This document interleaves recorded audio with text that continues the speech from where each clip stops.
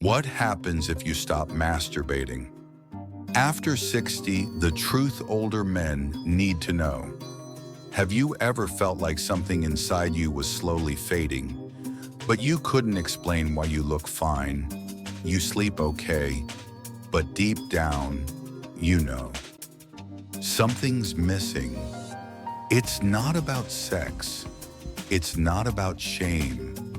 It's about losing a part of yourself quietly, slowly, until one day you just don't feel like you anymore. This is the story that no one tells older men, and it's time we told the truth. Let me tell you about Frank, a retired high school teacher, 71 years old. When he came into my clinic, he was dressed neatly, polite, but with a sadness in his eyes. He said, "Doc, I don't feel broken. I just feel faded. No energy, no motivation, no joy." He hadn't had a morning erection in over a year, and he hadn't been intimate even with himself for much longer. He thought that part of his life was simply behind him. He believed he was aging gracefully.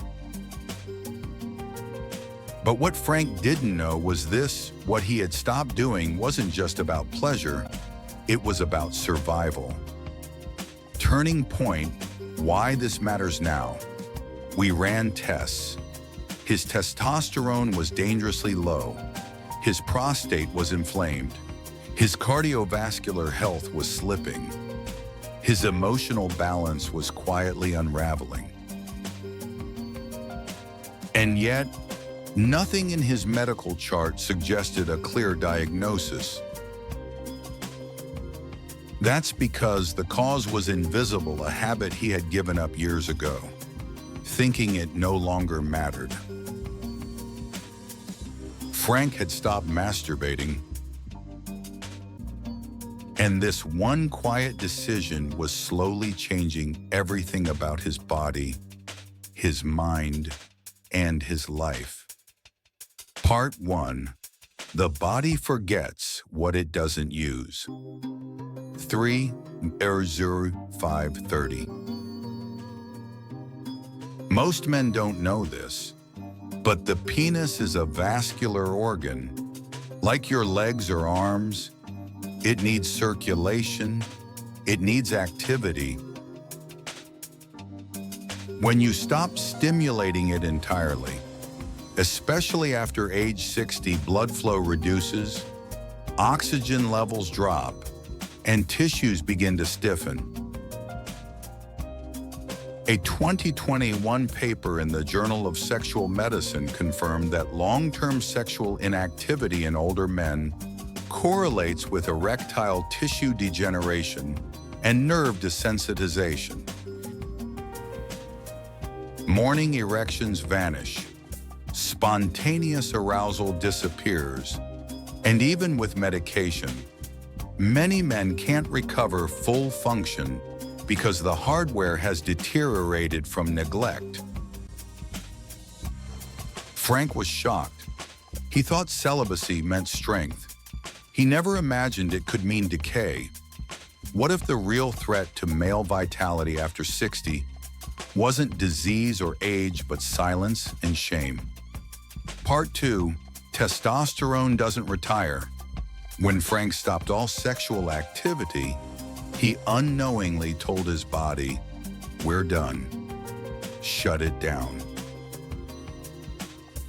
Testosterone, the very hormone that fuels male vitality, mental clarity, muscle strength, and emotional resilience, began to crash.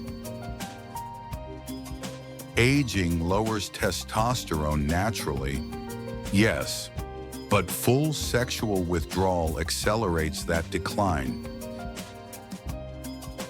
According to a study from Endocrine Reviews, men over 60 who maintain moderate sexual activity have 30% higher testosterone levels than those who abstain. Testosterone isn't just for libido, it's for life. When it drops, men feel fatigue that sleep won't fix, mood changes they can't explain, muscle loss even with exercise, a quiet sense of worthlessness they rarely talk about. Frank told me, "I thought I was just getting old. I didn't know I was fading away." The difference between feeling like yourself or a shadow of yourself might be one forgotten habit. Part 3, your prostate needs motion. Now here's what most doctors won't say out loud.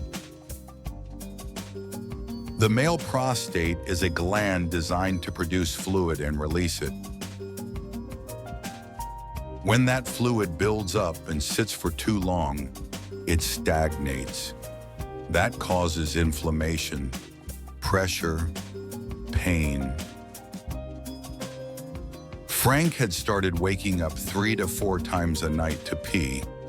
He felt a dull ache after sitting too long. He thought it was his bladder. It wasn't. It was prostate congestion. A Harvard study in 2016 showed that regular ejaculation 2 to 4 times per week is associated with lower risks of prostate cancer and chronic inflammation. Why? Because fluid that's meant to move must move, or it becomes toxic.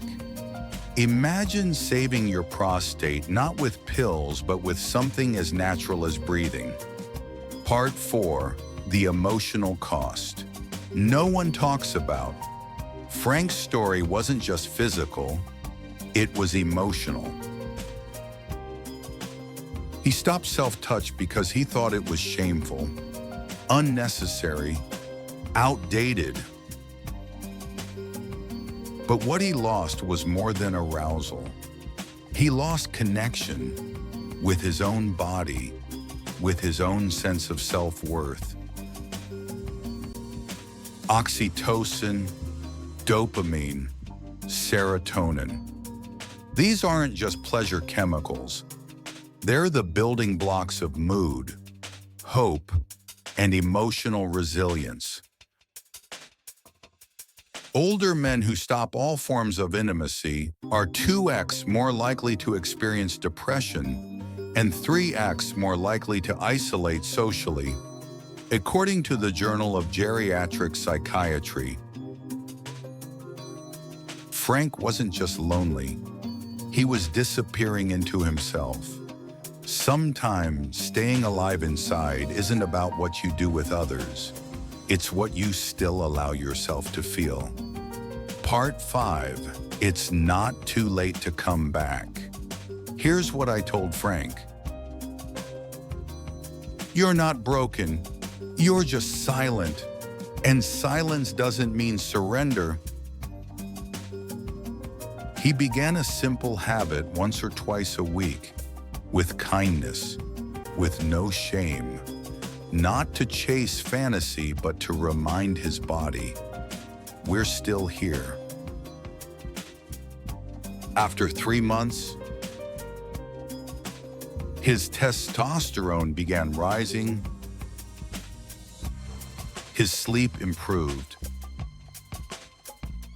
his prostate pain lessened.